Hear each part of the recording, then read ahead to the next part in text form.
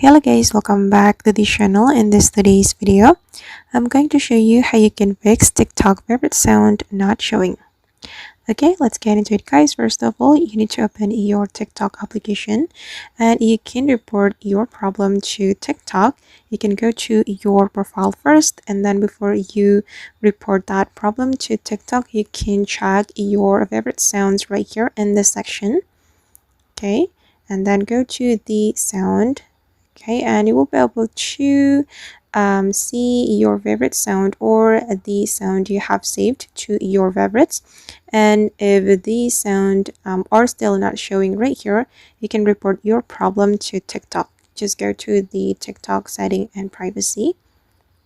All right, and you can scroll down until you find the report a problem option. Okay, and you can scroll down until you find the chat with us section. And here you will be able to briefly explain your problem to TikTok, and I hope the TikTok will help you to fix the favorite sound not showing on your TikTok. Alright guys, and that's how we can fix TikTok favorite sound not showing. I hope this video will be useful for you. Thank you so much for watching and see you in the next video.